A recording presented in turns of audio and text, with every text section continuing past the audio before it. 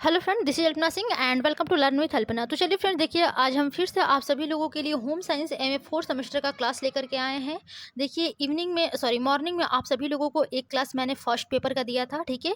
और इवनिंग में भी मैं आप सभी लोगों को एमए 4 सेमेस्टर का जो पार्ट है ह्यूमन डेवलपमेंट यानी कि मानव विकास, इसके पेपर वन को यानी कि पर्सन विथ डिसेबिलिटी, जिसे हिंदी में बोला जाता है व्यक्ति में विकलांगता, ठीक है। इसी के पेपर को हम लोग डिस्कस करेंगे यानी कि फर्स्ट पेपर को, जिसका नाम है यानी कि फर्स्ट पेपर में हमारा आज का टॉपिक रहेगा अस्थि विकलांग अथवा गतिक अक्षम बालक, ठीक है। तो आज भी हम लोग अपने most important MCQ type questions को डिस्कस करेंगे अस्थि विकलांग या फिर गतिक अक्षम बालकों के बारे में। देखिए जितने भी आपके क्वेश्चंस कराए जा रहे हैं टॉपिक वाइज करा रही हूँ अभी मैं, ठीक है। और कोशिश मैं करूँगी और हमारी 100% श्योर कोशिश रहेगी कि कल मैं इवनिंग तक यानी कि 7 से या फिर 8 बजे तक आप लोगों को एक मैराथन क्लास आप लोगों को प्रोवाइड करा दूँ। और मैं पूरी अपनी 100% गारंटी तो नहीं दे सकती हूँ, बट 100% मैं कोशिश ज़रूर करूँगी कि आप सभी लोगों को मैं एक मैराथन क्लास कल प्रोवाइड कराऊँ, ठीक है। तो आप लोग वेट करिएगा हमारा, और मैं कराऊँगी, ये उम्मीद मैं देती हूँ थोड़ा सा, ठीक है। तो सबसे पहले तो आप सभी लोगों को मैं बता दूँ कि अब तक मेरे फर्स्ट पेपर के 4-5 क्लास हुए हैं जो कि मोस्ट इंपॉर्टेंट रहे हैं, ठीक है। 4-5 क्या ज़्यादा ही होंगे, 6-7 क्लास होंगे, ठीक है। मोस्ट इंपॉर्टेंट सारे के सारे क्वेश्चंस रहे हैं। और आज भी देखिए जो हम क्वेश्चन आप लोगों को कराएंगे अस्थि विकलांग अथवा गतिक अक्षम बालक यानी कि द चाइल्ड आर्थोपेडिक और लोकोमोटर डिसेबिलिटी, जिसे आप लोग हिंदी में बोलते हैं अस्थि विकलांग या फिर गतिक अक्षम बालक। तो इनके बारे में आज हम लोग डिस्कस करेंगे और देखते हैं कि जो अस्थि विकलांग या फिर गतिक अक्षम बालक हैं क्या है, इनकी क्या समस्याएं हैं, किस प्रकार से ये होते हैं, ठीक है, इनका क्या तात्पर्य होता है। तो सारे क्वेश्चंस के बारे में हम लोग डिटेल में यानी कि डिस्कस करेंगे, और थोड़ा सा ब्रॉड में क्वेश्चन का जो आंसर रहेगा उसको हम बताएंगे, यानी कि उसको आप पूरा का पूरा आप लोगों को एक्सप्लेनेशन देते हुए चलेंगे, ठीक है।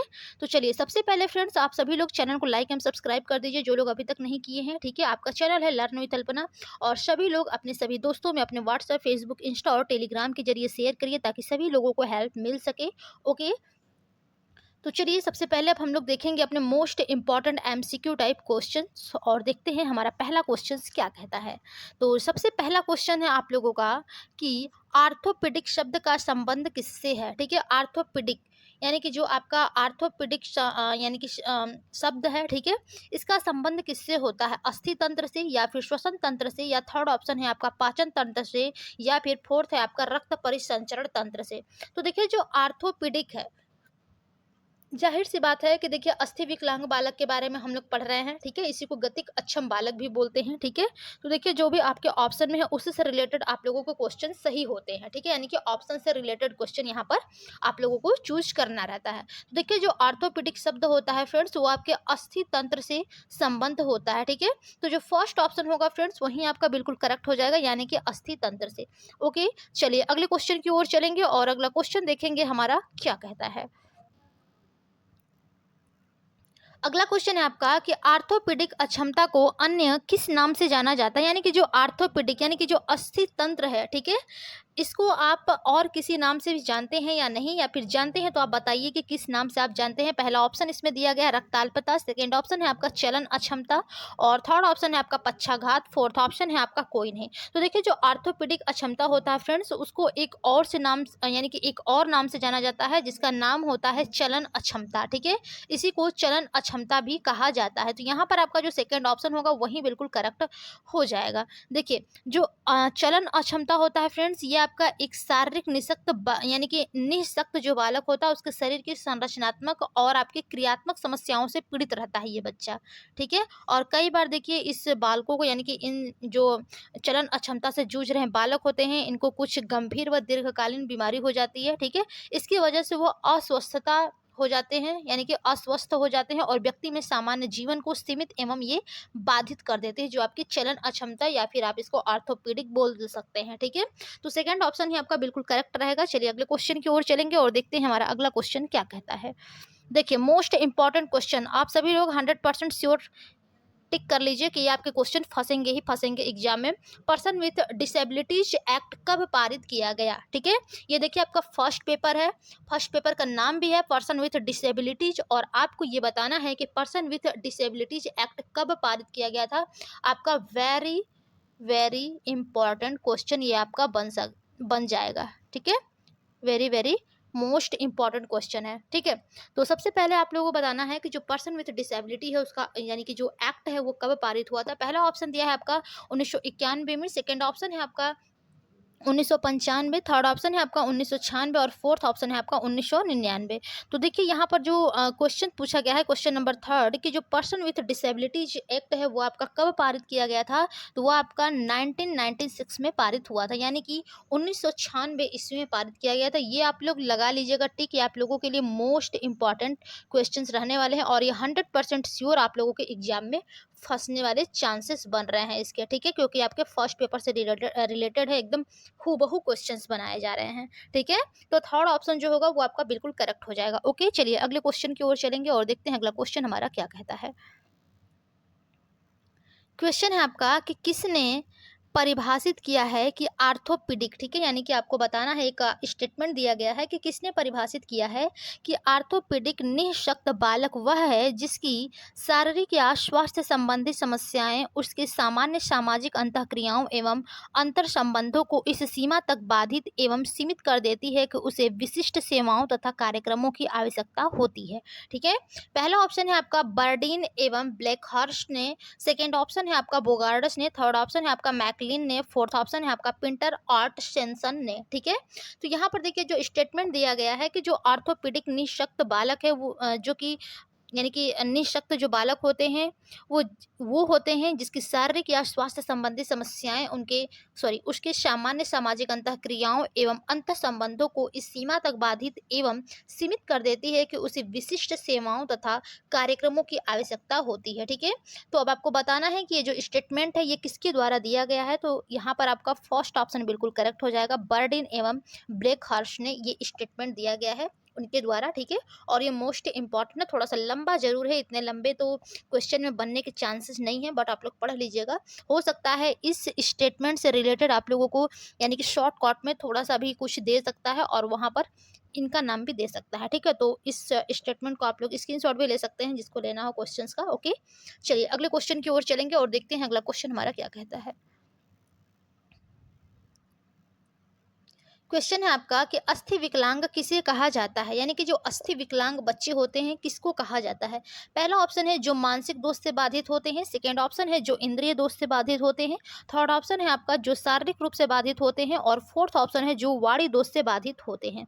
तो जाहिर सी बात ये देखिए, जब अस्थि विकलांग बात यानी कि जो अस्थि विकलांग बच्चों की बात आती है, ठीक है, किसे कहा जाता है, मानसिक दोष से तो होगा नहीं। अस्थि मतलब आपका जो हड्डी होता है, गतिक यानी कि जो लोकोमोटर जो कार्य करता है, ठीक है, जिससे आप कार्य कर सकते हैं, तो इससे आपसे रिलेटेड ये क्वेश्चन पूछा गया है। तो यहाँ पर जो राइट ऑप्शन बनेगा फ्रेंड्स, ऑप्शन नंबर आपका थर्ड बिल्कुल करेक्ट हो जाएगा। जो शारीरिक रूप से बाधित होते हैं उनको ही गतिक अक्षम बालक या फिर अस्थि विकलांग बालक कहा जाता है। ठीक है, यानी कि अस्थियों के ही माध्यम से आप किसी भी चीज को यानी कि कार्य करते हैं। ठीक है, हाथ पैर, यदि हाथ पैर ही आप लोगों का ठीक नहीं है, विकलांग हो गया, चाहे जो कुछ भी हो गया, ठीक है, हड्डी इधर से उधर हो गई है, तो आप लोग कोई भी गतिक कार्य नहीं कर सकते हैं। ठीक है, तो इन्हीं को कहा जाता है कि जो शारीरिक रूप से बच्चे बाधित होते हैं उनको अस्थि विकलांग बच्चा बोला जाता है। ठीक है, यानी कि बालक बोला जाता है। तो यहाँ पर आपका जो थर्ड ऑप्शन होगा वही आपका बिल्कुल करेक्ट हो जाएगा। ओके, चलिए अगले क्वेश्चन की ओर चलेंगे और फटाफट से देखेंगे हमारा अगला क्वेश्चन क्या कहता है। क्वेश्चन है कि अस्थि बाधित बालकों की विशेषताएं बताइए, यानी कि जो अस्थि बाधित बालक होते हैं उनकी क्या क्या विशेषताएं होती हैं। पहला ऑप्शन है पोलियो तथा अन्य रोगों से क्षतिग्रस्त हो जाते हैं। बिल्कुल सही बात है, देखिए जो अस्थि बाधित बालक होते हैं फ्रेंड्स वो पोलियो और यानी कि अन्य रोगों से भी क्षतिग्रस्त हो जाते हैं। ठीक है, पीड़ित हो जाते हैं। सेकेंड ऑप्शन है आपका कम क्रियाशील। बिल्कुल सही बात है, देखिए जब आपकी अस्थियां काम नहीं करेंगे, आप शारीरिक रूप से मजबूत नहीं रहेंगे, शारीरिक रूप से स्वस्थ नहीं रहेंगे, तो आपका जो शरीर है वो कम क्रियाशील यानी कि कम कार्य करेगा। ठीक है, वो कम क्रियाशील रहेगा। तो बिल्कुल सही बात है। थर्ड ऑप्शन है इनका मन कोमल तथा शांत होता है। बिल्कुल सही बात है, देखिए जब भी आप किसी भी डिसेबिलिटी से जूझ रहे हैं, ठीक है, तो आपका जो मन होगा वो शांत रहेगा और कोमल रहेगा। ठीक है, आपको पता है कि मैं असहाय हूँ, ठीक है, मैं किसी कार्य के योग्य नहीं हूँ, तो जाहिर सी बात है कि वहां पर बच्चा शांत ही रहेगा। ठीक है, अपने आप को कमजोर, असहाय ठीक है, असमर्थ ही समझेगा, तो वहाँ पर जो बच्चा होता है वो इसका जो मन होता है यानी कि कोमल और शांत होता है। ठीक है। फोर्थ ऑप्शन दिया है सामाजिक संबंधों में कठिनाई। ये भी बात बिल्कुल सही कही गई है कि जो बच्चा अस्थिबाधित बालकों यानी कि जो अस्थिबाधित बच्चे होते हैं, ठीक है, इनका जो सामाजिक संबंध होता है उसमें इनको काफ़ी कठिनाइयाँ महसूस करने को मिलती हैं। ठीक है, यानी कि काफ़ी कठिनाइयों का सामना करने को पड़ता है। तो यहाँ पर देखिए जो आपके 4 पॉइंट दिए गए हैं अस्थिबाधित बालकों की विशेषताएँ, वो चारों के चारों मोस्ट इंपॉर्टेंट करेक्ट हैं। तो यहाँ पर जो राइट ऑप्शन बनेगा आपका ऑप्शन नंबर 5 हो जाएगा, उपर्युक्त सभी। ओके, चलिए अगले क्वेश्चन की ओर चलेंगे और देखेंगे हमारा अगला क्वेश्चन क्या कहता है। क्वेश्चन है आपका कि अस्थि विकलांग बालकों को प्रमुख रूप से कितनी श्रेणियों में विभाजित किया जा सकता है, यानी कि जो अस्थि विकलांग बालक हो है, ठीक है, उनको प्रमुख रूप से कितनी श्रेणियों में विभाजित किया जा सकता है। पहला ऑप्शन है आपका 3, सेकंड ऑप्शन है आपका 4, थर्ड ऑप्शन है आपका 5 और फोर्थ ऑप्शन है आपका 6। तो देखिए फ्रेंड्स, जो आपके अस्थि विकलांग बालक होते हैं, ठीक है, उनको यानी कि प्रमुख रूप से कितनी श्रेणियों में उनको विभाजित किया जा सकता है, तो मोस्ट इंपॉर्टेंट उनको प्रमुख रूप से 4 श्रेणियों में विभाजित किया जा सकता है। ठीक है, अब इनसे रिलेटेड हम लोग आगे देखेंगे कि किन-किन यानी कि कौन-कौन से श्रेणी है जिसमें बच्चे को विभाजित किया जाता है, यानी कि अस्थि विकलांग जो बालक होता है उसको किन-किन श्रेणियों में विभाजित किया जाता है। ठीक है? चलिए देखिए यहाँ पर आपका अगला क्वेश्चन आ गया है और क्वेश्चन पूछा गया है कि अस्थि विकलांगता को प्रमुख रूप से 4 किन-किन श्रेणियों में विभाजित किया गया है। ठीक है? हमने देखिए क्वेश्चन का जो पैटर्न है उसको थोड़ा-सा चेंज किया है। ठीक है? ऐसे अगर इस प्रकार से क्वेश्चन आप लोगों से पूछता है, ठीक है? यदि मान लीजिए ऊपर वाला क्वेश्चन हम आप लोगों से नहीं पूछते हैं, केवल डायरेक्ट ये क्वेश्चन आप लोगों से पूछते हैं कि अस्थि विकलांगता को प्रमुख रूप से 4 किन-किन श्रेणियों में, तो आप लोगों को पहले ही पता चल जाएगा कि जो अस्थि विकलांगता है उसको 4 प्रकार होते हैं। ठीक है? और किन-किन श्रेणियों में विभाजित किया जाता है, तो पहला ऑप्शन है आपका जन्मजात शारीरिक कुगठन, सेकंड ऑप्शन है आकस्मिक अथवा जन्म के पश्चात, थर्ड ऑप्शन है आपका मांसपेशीय कंकाली स्थितियों के कारण अक्षमता और फोर्थ ऑप्शन है आपका तंत्रिका तंत्रीय बाधिता। ठीक है, तो देखिए ये चारों ही आपके अस्थि विकलांगता को प्रमुख रूप से श्रेणी है। ठीक है, 4 जन्मजात और शारीरिक कुगठन, यानी कि देखिए जो जो जन्मजात शारीरिक गठन होता है, यानी कि देखिए जो भी शरीर के किसी भी अंग या फिर प्रणाली जो होती है, ठीक है, वो आपका दोषपूर्ण संरचना उसमें जो शिशु होता है वो जन्मजात हो सकती है। ठीक है, लेकिन कुछ असामान्यताएं जो होती हैं फ्रेंड्स, वो जन्म के समय नजर तो नहीं आती, लेकिन बाद में देखिए वो यानी कि परिलक्षित स्पष्ट रूप से हो जाती हैं। ठीक है, और ये असामान्यताएं जो होती हैं वो आपकी आनुवंशिकता यानी कि जेनेटिक्स के द्वारा भी हो सकती है। ठीक है, यानी कि देखिए जो माता-पिता में जीन्स के माध्यम से आप सभी लोगों के अंदर आता है, तो ये सब आपको जन्मजात शारीरिक कुगठन के ही अंतर्गत आता है। ठीक है?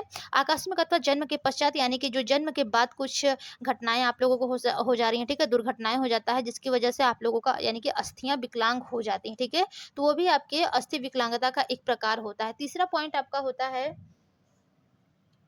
आपका है मांसपेशीय कंकाली स्थितियाँ। ठीक है? जो आपका देखिए मांसपेशीय कंकाली स्थितियाँ होती हैं, इसमें क्या होता है, इसमें ये होता है कि कुछ बालक देखिए जो होते हैं वो शारीरिक रूप से अक्षम हो जाते हैं। ठीक है, क्योंकि क्या होता है कि उन्हें जो मांसपेशियां होती हैं और जो अस्थि तंत्र संबंधित समस्याएं होती हैं उनका उनको सामना करना पड़ता है, जैसे कि उनके पैर हो गया, ठीक है, हाथ हो गया, विभिन्न जोड़ हो गया, ठीक है, रीढ़ की हड्डी आदि, ये सभी आपके प्रभावित होकर उनका चलना, खड़े होना, बैठना एवं हाथों का उपयोग करना, ये सब आपका कठिन या फिर असंभव हो जाता है। ठीक है, तो ये सब आपके मांसपेशीय कंकाली स्थितियों के कारण जो अक्षमता आता है वो इसमें ही आता है। ठीक है, चौथा पॉइंट है आपका तंत्रिका तंत्रीय बाधिता।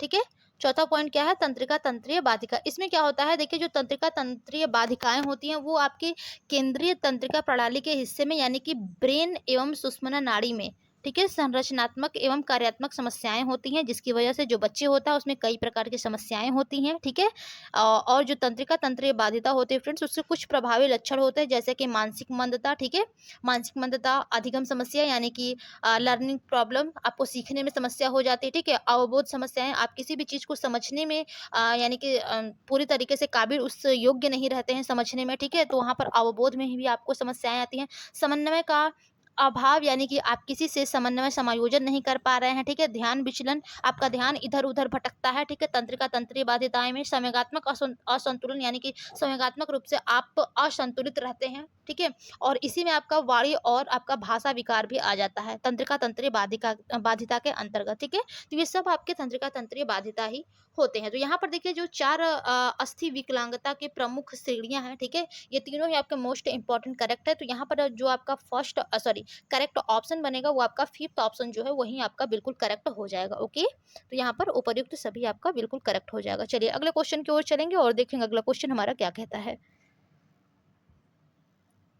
क्वेश्चन है कि जन्मजात शारीरिक कुगठन के उपभाग कौन कौन से हैं, यानी कि जो जन्मजात शारीरिक कुगठन होता है उसके उपभाग कौन कौन से होते हैं। पहला ऑप्शन है आपका साधारण कुगठन, सेकंड ऑप्शन है आपका विरूपक कारणों के कारण कुगठन, और थर्ड ऑप्शन है आपका दोनों, और फोर्थ ऑप्शन है आपका कोई नहीं, ठीक है? तो सबसे पहला पॉइंट तो देखिए जो आपका जन्मजात शारीरिक कुगठन के उपभाग होते हैं वो तो आपका साधारण कुगठन और विरूपक कारणों के कारण कुगठन ये दोनों ही होता है, ठीक है? साधारण कुगठन में क्या होता है कि जो आपके जन्मजात दोषपूर्ण हृदय जो होता है, ठीक है, वो विकार जो कि हृदय की कार्य करने की क्षमता को कम कर देती है, ठीक है? और यह स्थिति बच्चे को सामान्य जीवन जीने से रोकती है और इसके लिए लंबे व महंगे चिकित्सीय उपचारों की आवश्यकता होती है, ठीक है? तो ये आपका साधारण आप इसको कुचरण या फिर कुगठन भी बोल सकते हैं, ठीक है? सेकेंड आपका होता है विरूपक कारणों के कारण कुगठन, ठीक है? इसमें क्या होता है, देखिए जो आपका आनुवंशिक दोष होता है, ठीक है, ये आपका पूर्ण शारीरिक रचना के अलावा कुछ अन्य बाहरी तत्व भी भ्रूण विकास के दौरान यानी कि शारीरिक रचना को दोषपूर्ण बना देते हैं, ठीक है? इनको आप टीरेटोजेंस भी बोल सकते हैं, ठीक है, यानी कि टीरेटोजेंस भी कहा जाता है। और कुछ देखिए जो सामान्य टीरेटोजेंस होते हैं जैसे कि आपके जीवाणु हो गए, वायरस हो गए, ठीक है, विकिरण हो गए और आपके अन्य रासायनिक पदार्थ, ये सब भी आपके होते हैं। तो ये सब आपके विरूपक कारणों के कारण कुगठन होता है, ठीक है? तो यहाँ पर जो राइट ऑप्शन बनेगा फ्रेंड्स, ऑप्शन नंबर आपका थर्ड बिल्कुल करेक्ट हो जाएगा, दोनों, ओके? तो जन्मजात शारीरिक कुगठन के दो उपभाग होते हैं, पहला आपका साधारण कुगठन होता है, सेकंड आपका विरूपक कारणों के कारण कुगठन होता है, ठीक है? तो यहाँ पर जो राइट ऑप्शन बनेगा फ्रेंड्स, ऑप्शन नंबर आपका थर्ड बिल्कुल करेक्ट हो जाएगा। चलिए अगले क्वेश्चन की ओर चलेंगे और अगला क्वेश्चन हमारा क्या है देखते हैं उसको। क्वेश्चन है आपका कि अस्थि विकलांगता के आकस्मिक अथवा जन्म के पश्चात कौन कौन से उपभाग हैं, यानी कि जो आपका दूसरा पॉइंट दिया गया है अस्थि विकलांगता और गतिक क्षमता के जो दूसरा प्रकार है, यानी कि जो दूसरा श्रेणी है आकस्मिक अथवा जन्म के पश्चात, ठीक है, इसके कौन कौन से उपभाग होते हैं ये आपको बताना है। पहला ऑप्शन है आपका आंगिक विकृति जैसे कि आपका अंग विच्छेद हो जाना, ठीक है, और हाथ पैर आपका जो है वो ठीक से कार्य नहीं करता है, ठीक है? तो ये आपका दूसरा हो जाएगा हाथ हाथ पैरों की अक्रियाशीलता। थर्ड ऑप्शन है आपका गंभीर एवं दीर्घकालीन अवस्था से उत्पन्न अक्षमता, और फोर्थ ऑप्शन है आपका उपर्युक्त सभी। तो देखिए बिल्कुल सही बात है, जो आकस्मिक अथवा जन्म के पश्चात विरूपण होता है यानी कि आपके अंग विच्छेद हो जाएंगे, ठीक है, हाथ पैरों का ठीक से कार्य न करना, ठीक है, यानी कि अक्रियाशीलता, ठीक से कार्य नहीं करता है, ठीक है, गंभीर एवं दीर्घकालीन अवस्था से उत्पन्न कोई अक्षमता है, तो ये सब आपके अस्थि विकलांगता के आकस्मिक या फिर जन्म के पश्चात के उपभाग हैं, ठीक है? तो ये आपका तीनों पॉइंट आपके बिल्कुल करेक्ट है। तो यहाँ पर जो राइट ऑप्शन बनेगा ऑप्शन नंबर आपका फोर्थ बिल्कुल करेक्ट हो जाएगा, उपर्युक्त सभी, ओके? चलिए अगले क्वेश्चन की ओर चलेंगे और देखेंगे अगला क्वेश्चन हमारा क्या कहता है। क्वेश्चन है कि अस्थि विकलांगता के मांसपेशी कंकाली स्थितियों के कारण अक्षमता के कौन कौन से उपभाग है, यानी कि जो अस्थि विकलांगता के मांसपेशीय कंकाली स्थितियों के कारण जो अक्षमता के उपभाग हैं वो कौन कौन से हैं, ठीक है? पहला ऑप्शन इसमें दिया गया है आपका मांसपेशीय क्षरण, सेकेंड ऑप्शन है आपका अर्थराइटिस, थर्ड ऑप्शन है आपका दोनों, और फोर्थ ऑप्शन है आपका कोई नहीं। तो यहाँ पर देखिए जो अस्थि विकलांगता के मांसपेशीय कंकाली स्थितियों के कारण अक्षमता के कौन कौन से उपभाग है फ्रेंड्स, तो आपका एक मांसपेशीय क्षरण और अर्थराइट्स, ये दोनों ही हो जाएंगे, ठीक है? और इसमें देखिए बहुत सारे होते हैं अन्य मांसपेशी कंकाली स्थितियां, जैसे कि आपका स्कोलियोसिस होता है, क्लब फुट होता है, ऑस्टियोमाइलेटिस होता है, ठीक है, आर्थोग्रिपोसिस होता है। ये आपको सेकंड पेपर में हम आप लोगों को एमसीक्यू टाइप क्वेश्चंस करा दिए हैं, ठीक है, बट अभी हम आपको उससे भी रिलेटेड क्वेश्चंस करा देंगे, ठीक है, ताकि आप लोगों का फर्स्ट पेपर में भी रिवीजन हो जाए, ठीक है? तो यहाँ पर देखिए जो आप लोग पढ़े हैं अभी इसके बारे में भी थोड़ा सा बता देते हैं, यानी कि जो अस्थि विकलांगता के मांसपेशीय कंकाली स्थितियों के कारण अक्षमता के उपभाग होते हैं। पहला आपका मांसपेशीय क्षरण दिया है। मांसपेशीय क्षरण का क्या मतलब है, यानी कि देखिए ये जो मांसपेशीय क्षरण होता है फ्रेंड्स, ये आपका एक आनुवंशिक बीमारी होता है, ठीक है? कैसी बीमारी होती है, ये आपका आनुवंशिक बीमारी होती है और ये कई पीढ़ियों तक विकास को आपके प्रभावित कर भी सकती है, ठीक है? और इसके लक्षण जो होते हैं फ्रेंड्स वो आपके उम्र बढ़ने के साथ अधिक गंभीर होते हैं, और इसके जो प्रमुख लक्षण होते हैं वो मांसपेशी तंतुओं को उत्तरोत्तर बढ़ती कमजोरी व खराबी है, जिससे कि आपके मांसपेशी जो है वो क्षरण होने लगता है और बढ़ती उम्र के साथ जो मांसपेशी होते हैं उसकी क्रियाएं जो होती है वो अवरुद्ध होकर शारीरिक एवं क्रियात्मक बाध्यता विकसित हो जाती है। यानी कि जो जैसे जैसे आपका उम्र बढ़ेगा, ठीक है, आपको कमजोरी आ जाएगी, आप कोई कार्य कर रहे हैं तो कार्य भी नहीं कर पाएंगे, ठीक है। तो इस प्रकार से आप इसको बोल सकते हैं कि शारीरिक एवं क्रियात्मक बाध्यता विकसित हो जाती है, ठीक है। शारीरिक रूप से आप कमजोर हो जाएंगे, क्रियात्मक कोई कार्य नहीं कर सकते हैं, तो आप एक तरह से रोगी हो गए हैं, ठीक है। दूसरा पॉइंट होता है आपका अर्थराइटिस, ठीक है। अर्थराइटिस में क्या होता है, या फिर इसको आप गठिया भी बोल सकते हैं, ठीक है। अर्थराइटिस या फिर इसी को गठिया भी बोला जाता है, ठीक है। यहाँ पर हम लिख दिए हैं, आप लोग लिख लीजिएगा। अर्थराइटिस या फिर गठिया, जिसको स्क्रीनशॉट लेना होगा वो आप लोग लिख लेगा, वैसे ऑप्शन आपका थर्ड ही सही होगा, ठीक है। देखिए गठिया क्या होता है, जो आपके अस्थियों के जोड़ों एवं जोड़ों के आसपास होने वाला दर्द होता है, ठीक है। और साथ ही देखिए ये जो जोड़ होते हैं फ्रेंड्स, इसको अशक्त एवं छीड़ कर देने वाली जो बीमारी होती है उसको गठिया कहा जाता है, यानी कि अर्थराइटिस कहा जाता है, ठीक है। वैसे तो देखिए फ्रेंड्स, जो आपका गठिया होता है वो वयस्कों को होने वाली एक सामान्य बीमारी बन गई है, ठीक है। लेकिन देखिए कई बार छोटी आयु में भी इसका प्रभाव देखने को मिलता है, ठीक है। तो आई होप आप सभी लोगों को क्लास पसंद आ रहे होंगे, ठीक है। लाइक शेयर सब्सक्राइब साथ ही साथ करते रहिएगा आप सभी लोग। जो रूल है उसको फॉलो करिएगा, ठीक है। रूल आपका क्या है, 1 लोग 2 लोगों को शेयर करेंगे, ठीक है। यानी कि 1 लोग जो है वो 2 लोगों को शेयर करेंगे। तो आप सभी लोग फटाफट से सेशन को चलिए अभी के अभी शेयर कर दीजिए, ठीक है, अपने अपने सभी दोस्तों को। और जो भी आपके रिलेशन में कुछ लोग आपके पढ़ रहे होंगे, भाई बहन जो भी होंगे, ठीक है, सेकंड सेमेस्टर को भी आप लोग थोड़ा थोड़ा प्रोवाइड कराते जाइए, जो भी पुराने वाले वीडियो हैं, ठीक है। आप लोग जो भी पढ़े थे वो अपने छोटे यानी कि जो भी आपके जूनियर फ्रेंड्स होंगे, जूनियर सिस्टर हैं, भाई हैं, बहन हैं, जो लोग भी होम साइंस से पढ़ रहे हैं उनको प्रोवाइड करिए, थोड़ा सा हेल्प करिए उन लोगों का भी, ठीक है। क्योंकि हमने चाहते हैं कि किसी का भी होम साइंस में रिजल्ट खराब जाए या फिर रुके, ठीक है। क्योंकि देखिए इतनी अच्छी आप लोगों के लिए क्लासेस चलाई जा रही हैं, तो हम चाहते हैं आप सभी लोग अच्छे नंबर से पास हो जाएं, पास क्या आप लोग टॉप कर जाएं, ठीक है। चलिए आई होप आप सभी लोग शेयर कर चुके होंगे। तो अब हम लोग अपने अगले क्वेश्चन की ओर चलते हैं।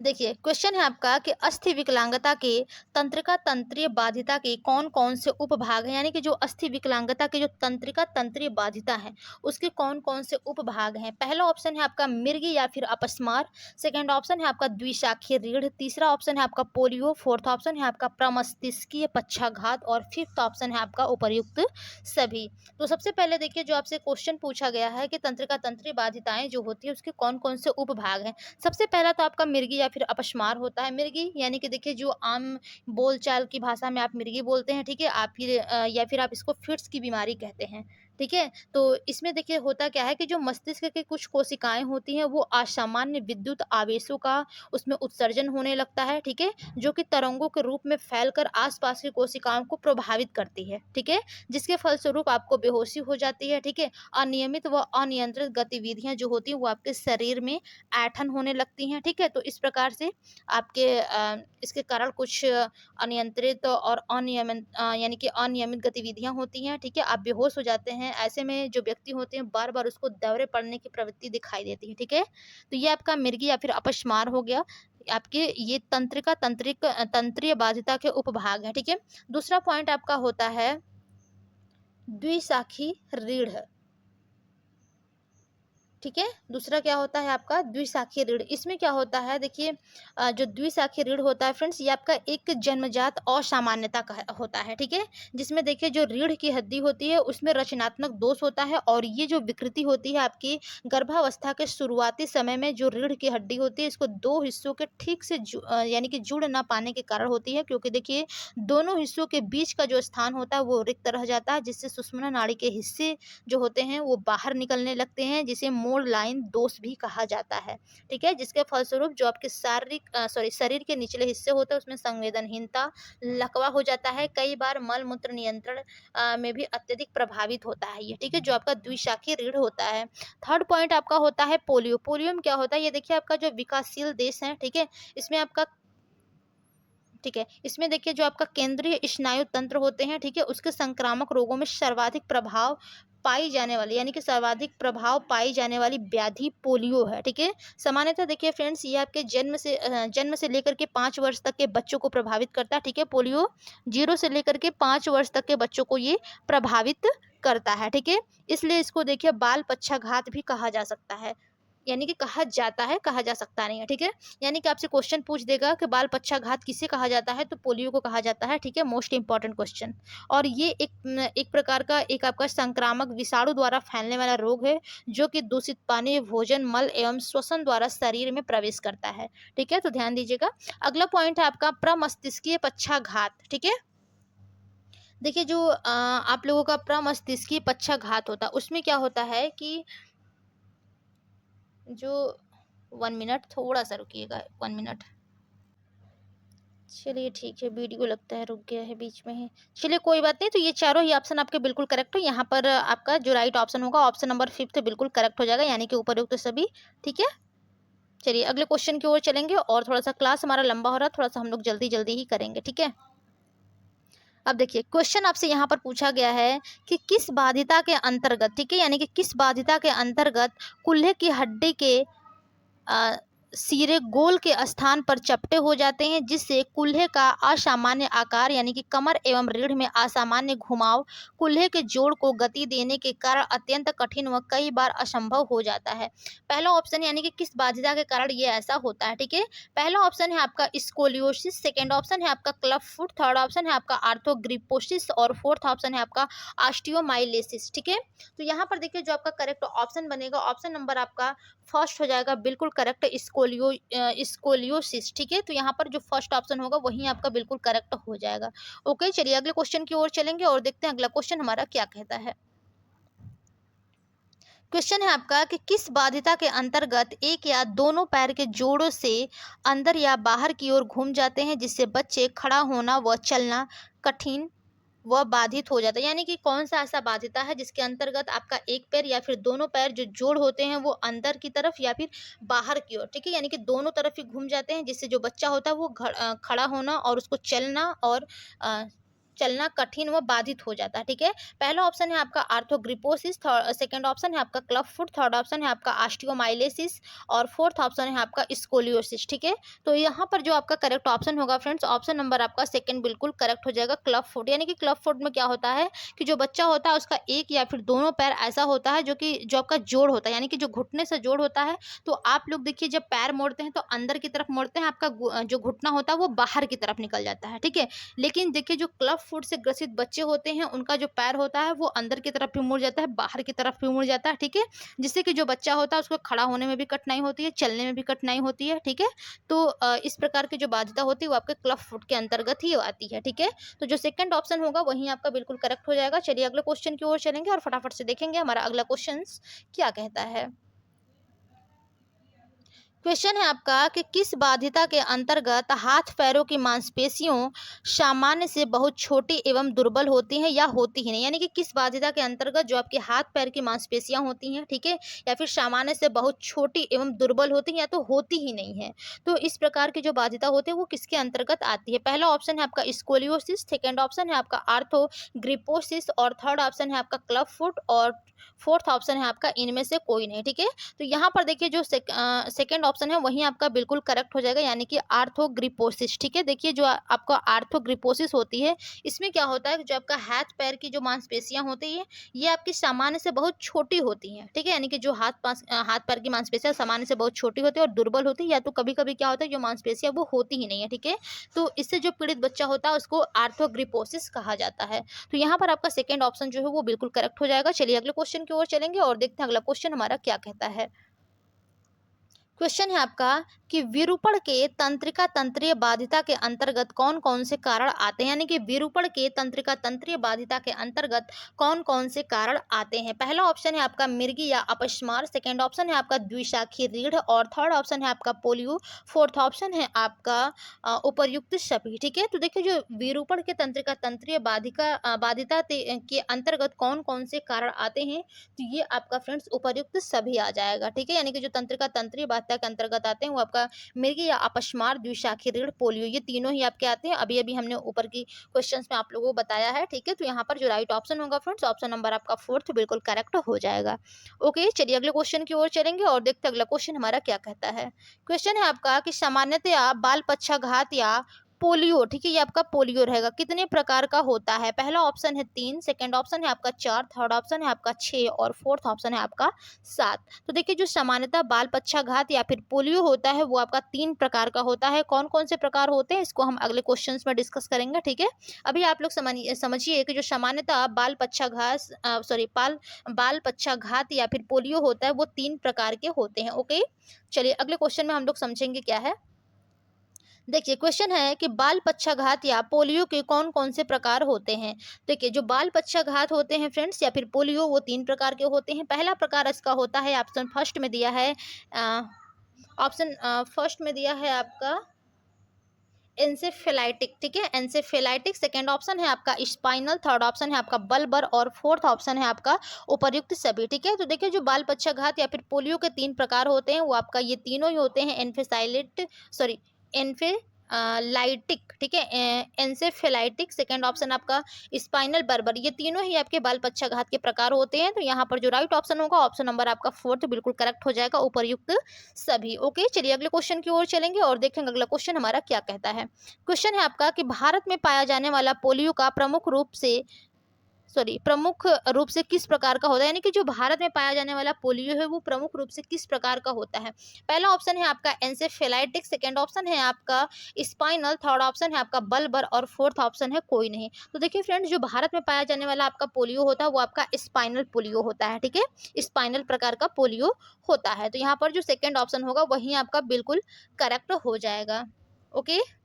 तो यहाँ पर देखिए बिल्कुल सही बात है। देखिए जो आपका स्पाइनल प्रकार का पोलियो होता है फ्रेंड्स ये आपका भारत में पाया जाने वाला प्रमुख रूप से होता है पोलियो, ठीक है। तो यहाँ पर सेकंड आपका बिल्कुल करेक्ट हो जाएगा। चलिए अगले क्वेश्चन की ओर चलेंगे और देखेंगे अगला क्वेश्चन हमारा क्या कहता है।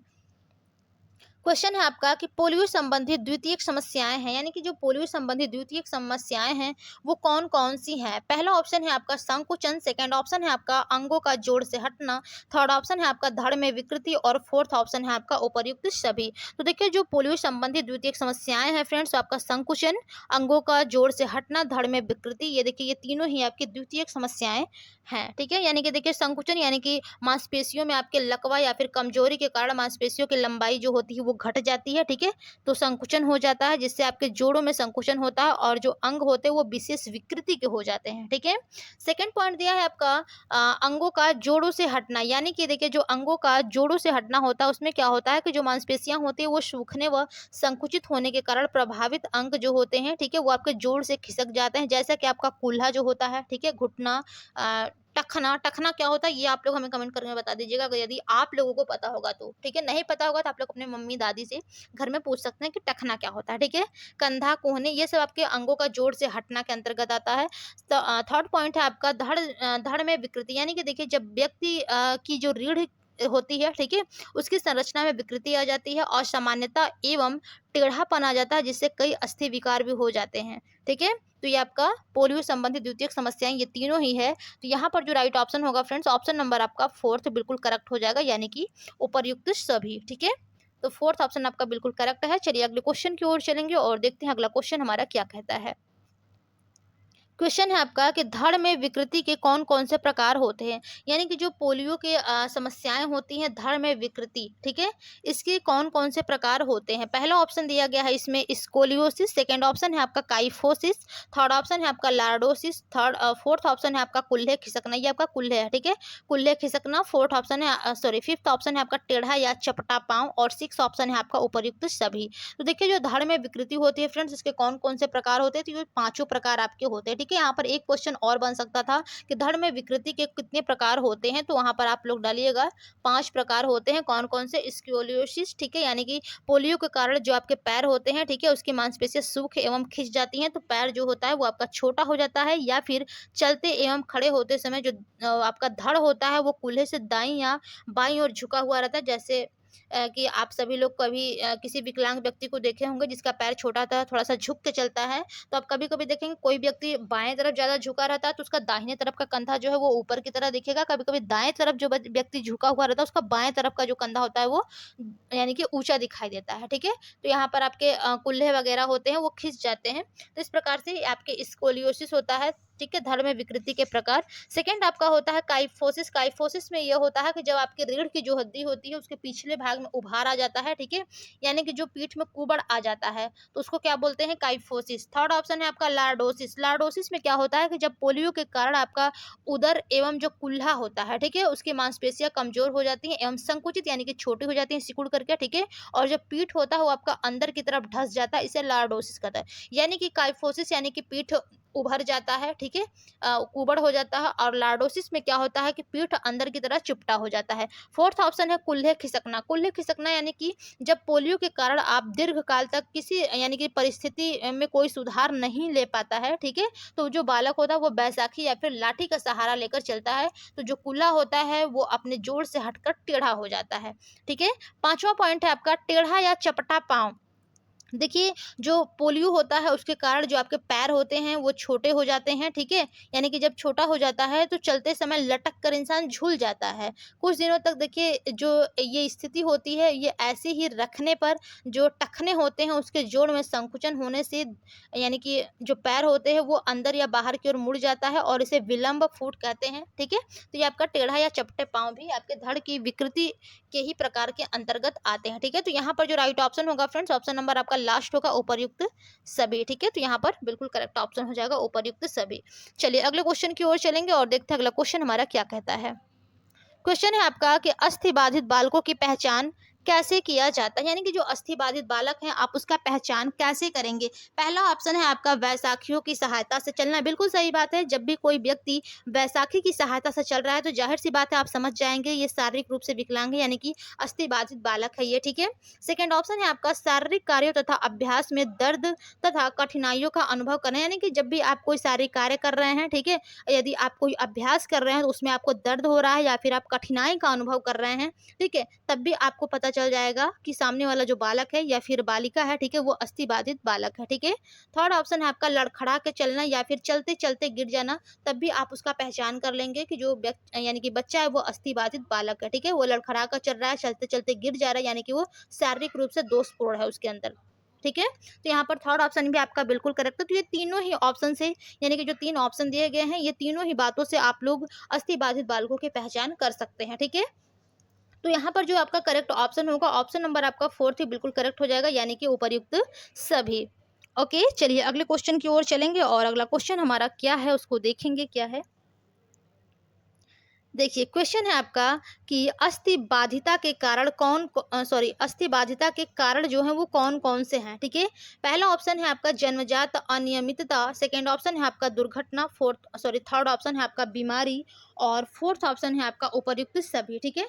तो देखिए जो आपके अस्थि बाधिता से पूछा गया है कि अस्थि बाधिता के कौन कौन से कारण होते हैं, मैंने पहले भी बताया है जो अस्थि बाधित होता है वो पहला तो आपका जन्मजात होता है, ठीक है, माता के गर्भ से ही वो स्टार्ट होता था, जन्म के समय ही, और कुछ चीज़ें जन्म पे तो आपको दिखाई नहीं देती है लेकिन जन्म के पश्चात दिखाई देती हैं, वो चीज़ें वो जी यानी कि जो चीज़ें होती हैं वो आपकी आनुवंशिक होती हैं, ठीक है। दुर्घटना दुर्घटना मान लीजिए कोई आपका यानी कि एक्सीडेंट वगैरह हो गया है, ठीक है, आप यानी कि लंबे समय तक आप बीमार हैं, बिस्तर पे पड़े हुए हैं, जिसकी वजह से आपका हाथ पैर कार्य करना बंद कर दिया, आप कोई भी शारीरिक गतिक कार्य नहीं कर पा रहे हैं, तब भी आप अस्थि विकलांगता का ये एक कारण है। बीमारी यानी कि कोई लंबी बीमारी आप लोगों को यानी कि लंबी बीमारियों से आप जूझ रहे हैं, ठीक है, जिसके कारण आपका कोई अस्थि बाधित हो गया है, तो ये सब आपके तीनों मोस्ट इंपॉर्टेंट अस्थि बाधिता के कारण हैं, ठीक है। तो यहाँ पर जो राइट ऑप्शन होगा फ्रेंड्स, ऑप्शन नंबर आपका फोर्थ बिल्कुल करेक्ट हो जाएगा, यानी कि उपर्युक्त सभी। ओके, चलिए अगले क्वेश्चन की ओर चलेंगे और देखेंगे अगला क्वेश्चन हमारा क्या कहता है।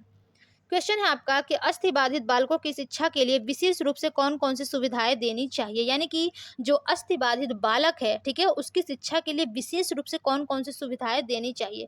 पहला ऑप्शन है आपका उपचार सुविधाएं। बिल्कुल सही बात है, यदि आप उनको शिक्षा दे रहे हैं तो सबसे पहले उपचार की सुविधाएं की शिक्षा दीजिए, ठीक है, कि आप यानी कि जो भी बच्चा कुछ समझ में नहीं आ रहा उसको, तो सबसे पहले आप उसका उपचार की सुविधाएं करिए कि आप उसका कैसे उपचार करें, ठीक है, कौन सी उसको सुविधा दे कि जो बच्चा है उसको समस्याएं न उत्पन्न आए अपनी शिक्षा ग्रहण करने में, ठीक है। सेकंड ऑप्शन है आपका अध्यापक की भूमिका, यानी कि बच्चे की पढ़ाई से रिलेटेड, ठीक है, यानी कि उसके विद्यालय में अध्यापक की ऐसी भूमिका होनी चाहिए अस्थि बाधित बालकों को कि शिक्षा आप इस प्रकार से दीजिए कि भविष्य में बच्चों को आगे चल के कोई भी समस्याओं का सामना न कर पाए, वो ऐसा अध्यापक का भूमिका होना चाहिए एक बच्चे की लाइफ में, ठीक है। थर्ड ऑप्शन है आपका विशेष कक्षा, यानी कि अस्थि बाधित जो बालक हैं उनके लिए श्रव्य दृश्य सामग्री से ग्रसित एक अच्छा विशेष कक्षा होना चाहिए, जिससे कि जो बच्चा यानी कि कोई भी अस्थि बाधित बच्चा है, ठीक है, वो चल फिर नहीं पा रहा है, तो उसके लिए कुछ ऐसे कार्य करना चाहिए बच्चा जल्दी से सीख सके, ठीक है। उसके लिए श्रव्य दृश्य सामग्री वाला वातावरण उस क्लासरूम में पूरा कर देना चाहिए कि बच्चे देख करके सीख ले, ठीक है।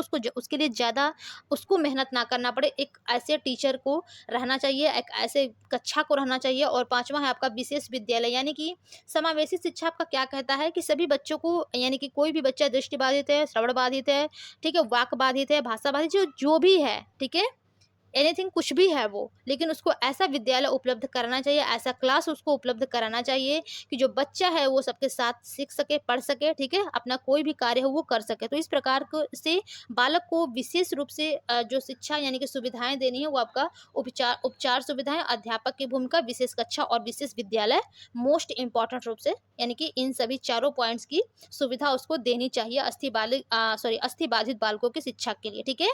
तो यहाँ पर जो आपका राइट ऑप्शन होगा फ्रेंड्स, ऑप्शन नंबर आपका फिफ्थ बिल्कुल करेक्ट हो जाएगा, यानी कि उपर्युक्त सभी। ओके, तो चलिए अगले क्वेश्चन की ओर चलेंगे और देखेंगे अगला क्वेश्चन हमारा क्या कहता है। देखिए क्वेश्चन है आपका अगला कि भारतवर्ष में अस्थि बाधितों हेतु कितने राष्ट्रीय संस्थाओं की स्थापना की गई है। यानी कि आपके भारतवर्ष में, देखिए मोस्ट इंपॉर्टेंट जो भी आपसे इंडिया से रिलेटेड क्वेश्चन पूछे जा रहे हैं, ठीक है, यानी कि आपके भारत से, वो आपके देखिए 100% श्योर एग्जाम में पूछे जाने वाले क्वेश्चन है, ठीक है, तो इसको ध्यान दीजिएगा। देखिए जो भारतवर्ष में अस्थि बाधितों के लिए कितने राष्ट्रीय संस्थाओं की स्थापना की गई है, पहला ऑप्शन है आपका 2, सेकेंड ऑप्शन है आपका 4 और थर्ड ऑप्शन है आपका 5 और फोर्थ ऑप्शन है आपका 6, ठीक है। तो देखिए भारतवर्ष में अस्थि बाधितों हेतु कितनी राष्ट्रीय संस्थाओं की स्थापना की गई है, तो आपका 4 राष्ट्रीय भारतवर्ष में आपके राष्ट्रीय संस्थाओं को, ठीक है, बाधितों के लिए, जो अस्थि बाधित बालक है उनके लिए 4 संस्थाओं की स्थापना की गई है, वो आपके अपने इंडिया में, ठीक है। अब कौन कौन से अस्थि बाधित बालकों के लिए स्थापना की गई है, ठीक है, राष्ट्रीय संस्थाओं की, अब इसके बारे में हम लोग अगले क्लास में अगले क्वेश्चंस को देखेंगे, ठीक है। तो यहाँ पर देखिए ये जो क्वेश्चन है आपके मोस्ट इंपॉर्टेंट 100% श्योर पेपर में आने वाले क्वेश्चंस है, ठीक है। ये भी आपके क्वेश्चन जो है फ्रेंड्स वो आपके 100% श्योर एग्जाम में आने वाले हैं, सो आप लोग ध्यान से देखिएगा, ठीक है। क्वेश्चन है कि भारतवर्ष में अस्थि, ये देखिए अस्थि रहेगा, ठीक है, भारतवर्ष में अस्थि बाधितों के लिए कौन कौन से राष्ट्रीय संस्थाओं की स्थापना की गई है। पहला ऑप्शन है आपका मानसिक मंदिता, ठीक है, मानसिक मंदिता का राष्ट्रीय संस्थान, सेकेंड ऑप्शन है आपका दृष्टि बाधितों का राष्ट्रीय संस्थान, थर्ड ऑप्शन है आपका श्रवण बाधितों का राष्ट्रीय संस्थान और फोर्थ ऑप्शन है आपका ये देखिए अस्थि बाधितों का राष्ट्रीय संस्थान होगा ना, ठीक है, यहाँ पर आपका गलत हो गया, ये अ रहेगा, क्या रहेगा, अस्थि बाधितों का राष्ट्रीय संस्थान। तो देखिए जो भारतवर्ष में फ्रेंड्स आपके अस्थि बाधितों के लिए 4 प्रकार के आपके जो राष्ट्रीय संस्थान यानी कि स्थित किए गए हैं, ठीक है, आपका मानसिक मंदिता का है, ठीक है, दृष्टि बाधित बालकों के लिए है, श्रवण बाधितों के लिए है, ठीक है, और अस्थि बाधितों यानी कि अस्थि बाधित बालकों के लिए है, ठीक है। तो ये चारों ही ऑप्शन आपके मोस्ट इंपॉर्टेंट बिल्कुल करेक्ट हैं, ठीक है। तो यहाँ पर जो राइट ऑप्शन बनेगा ऑप्शन नंबर आपका फिफ्थ बिल्कुल करेक्ट हो जाएगा, यानी कि उपर्युक्त सभी। ओके, चलिए अगले क्वेश्चन की ओर चलेंगे और देखते हैं अगला क्वेश्चन हमारा क्या कहता है।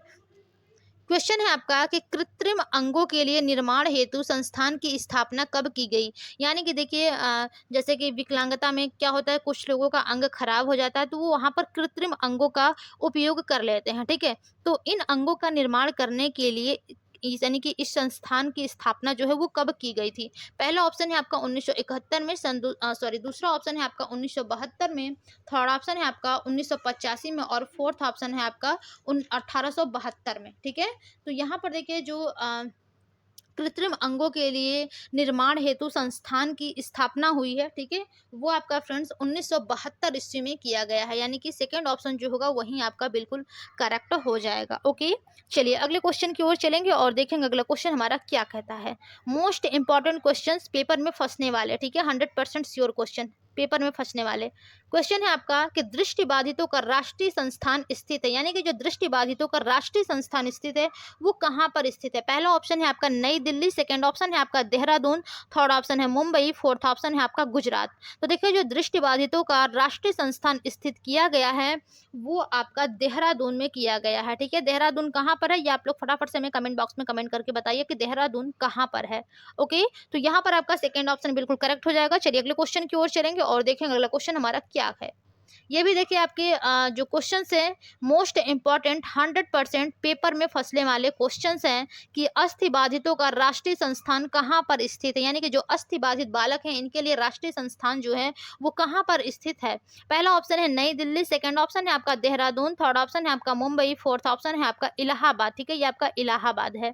तो यहाँ पर देखिए जो अस्थि बाधितों का राष्ट्रीय संस्थान है वो आपका नई दिल्ली में स्थित है। ठीक है, कहाँ पर है, नई दिल्ली में है। पेपर में फंसने वाले क्वेश्चन है मोस्ट इंपॉर्टेंट, तो फर्स्ट ऑप्शन जो है वही आपका बिल्कुल करेक्ट हो जाएगा। ओके, चलिए अगले क्वेश्चन की ओर चलेंगे और देखते हैं अगला क्वेश्चन हमारा क्या कहता है।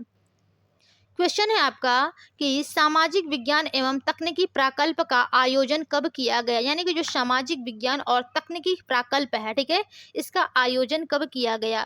पहला ऑप्शन है 1971 में, सेकंड ऑप्शन है आपका 1972 में, थर्ड ऑप्शन है आपका 1988 में और फोर्थ ऑप्शन है आपका 1998 में। ठीक है, तो देखिए फ्रेंड, जो आपका सामाजिक विज्ञान एवं तकनीकी प्रकल्प है, ठीक है, यानी कि social and technology project in mission made, ठीक है, तो इसको यानी कि इसका आयोजन कब किया गया था, तो इसका आयोजन फ्रेंड्स 1988 में किया गया था। देखिए जितने भी ईयर वाले क्वेश्चन है आप लोग मोस्ट इंपॉर्टेंटली आप लोग स्क्रीनशॉट ले लीजिए। ठीक है, ध्यान दीजिए, क्वेश्चन को कॉपी में नोट कर लीजिए। ये सब क्वेश्चन कहीं से भी फंस सकते हैं और आप लोग इतने कंफ्यूज हो जाएंगे कि आप लोगों को समझ में नहीं आएगा। ठीक है, तो इसलिए मैं आप लोगों से बार बार रिक्वेस्ट करूंगी कि आप लोग जितने भी क्वेश्चन आप लोगों के ईयर वाले हैं आप लोग ज्यादा उस पर फोकस करिए, क्योंकि देखिए पिछली बार सेकंड सेमेस्टर में क्या हुआ था कि फोर्थ पेपर में ज्यादातर आप लोगों के ईयर वाले क्वेश्चन थे और बहुत ज्यादा लोग गलत किए थे। ठीक है, इसलिए मैं बार बार कह रही हूँ कि जितने भी ईयर वाले क्वेश्चन से आप लोग उस पर ज्यादा फोकस करिएगा। ठीक है, बाकी सब क्वेश्चन देखिए थोड़ा सा आप लोग समझ के भी कर लेंगे, लेकिन ईयर वाले क्वेश्चन क्या होते हैं कि करेक्ट आपको याद है तो आप लोगों को 1 नंबर मिलेगा, वरना नहीं याद है तो आप लोगों के 1 नंबर कट जाएंगे। ठीक है, तो यहाँ पर आपका थर्ड ऑप्शन जो होगा वो बिल्कुल करेक्ट हो जाएगा। चलिए अगले क्वेश्चन की ओर चलते हैं और देखेंगे अगला क्वेश्चन हमारा क्या कहता है। क्वेश्चन है आपका सामाजिक विज्ञान एवं तकनीकी प्रकल्प का मुख्य लक्ष्य क्या है। ठीक है, यानी कि सामाजिक विज्ञान एवं तकनीकी प्रकल्प जो है उसका मुख्य लक्ष्य क्या था या फिर क्या है। पहला ऑप्शन है वित्तीय सहायता करना, सेकंड ऑप्शन है आपका विकास हेतु प्रयास करना, थर्ड ऑप्शन है आपका उपयोग करना और फोर्थ ऑप्शन है उपयुक्त सभी। तो देखिए जो सामाजिक विज्ञान एवं तकनीकी प्रकल्प का फ्रेंड्स मुख्य लक्ष्य था वो आपका वित्तीय सहायता करना, विकास हेतु प्रयास करना और उपयोग करना। ठीक है, ये तीनों ही आपके मोस्ट इंपॉर्टेंट करेक्ट ऑप्शन बन जाएंगे। तो यहाँ पर जो राइट ऑप्शन बनेगा आपका ऑप्शन नंबर फोर्थ हो जाएगा, उपयुक्त सभी। ओके, चलिए अगले क्वेश्चन की ओर चलेंगे और देखते हैं अगला क्वेश्चन हमारा क्या कहता है। अगला क्वेश्चन है आपका कि भारतीय पुनर्वास परिषद की स्थापना हुई थी। ठीक है, ये आपका थी रहेगा। ठीक है, यानी कि जो भारतीय पुनर्वास परिषद की स्थापना है वो कब हुई थी। पहला ऑप्शन है आपका 1995 में, दूसरा ऑप्शन है 1993 में, थर्ड ऑप्शन है आपका 1994 में और फोर्थ ऑप्शन है आपका 1992 में। तो देखिए इसके बारे में तो हम आप लोगों को क्लास करा चुके हैं। ठीक है, बट क्या है कि 1-2 क्वेश्चन मैं ले लेती हूँ आप लोगों के लिए थोड़ा सा रिविजन के लिए। वैसे मैंने कहीं भी डबल क्वेश्चन आप लोगों को रिवाइज कराया नहीं है, बस आपका ये फर्स्ट ऐसा क्वेश्चन है जो डबल आ चुका है। ठीक है, पहले भी हम इसको अगले क्लासेस में आप लोगों को यानी कि पिछला जो क्लास कराया उसमें हम करा चुके हैं। एक बार फिर से मैं इसको रिवीजन के लिए बस ली थी। ठीक है, तो देखिए जो भारतीय पुनर्वास परिषद की स्थापना हुई थी वो आपका सन 1993 ईस्वी में हुआ था। ठीक है, यानी कि सेकंड ऑप्शन आपका बिल्कुल करेक्ट हो जाएगा। ओके, चलिए अगले क्वेश्चन की ओर चलेंगे और देखेंगे अगला क्वेश्चन हमारा क्या कहता है।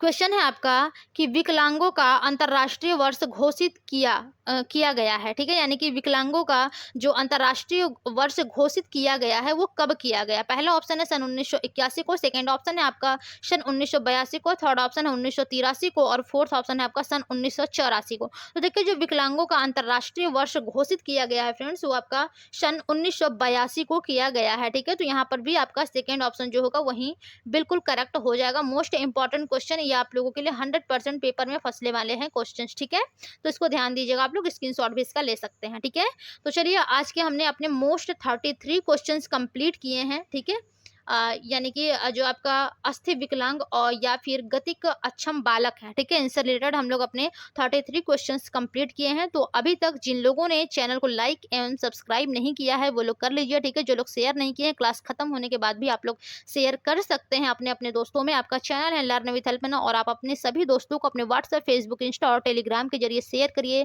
ताकि सभी लोगों को हेल्प मिल सके। और आप लोगों से एक रिक्वेस्ट है कि जो सेकेंड सेमेस्टर का जो वीडियो है, ठीक है, यानी कि जो सेकंड सेमेस्टर का जो वीडियो है वो भी आप सभी लोग अपने जूनियर्स को शेयर करते जाइए, ताकि उन सभी लोगों को भी हेल्प मिल सके। वैसे उनके लिए भी मैं कल से या फिर अगले परसों से उन लोगों के लिए न्यू क्लास स्टार्ट कर रही हूँ, ठीक है? तो आप लोग भी थोड़ा-सा हेल्प करिए उन लोगों को, यानी कि उन लोगों को भी थोड़ा-सा पता चल जाए, ठीक है? तो चलिए आज की क्लास में बस इतना ही, मिलेंगे अब हम अपनी अगली मैराथन क्लास में, तब तक के लिए धन्यवाद, बाय बाय।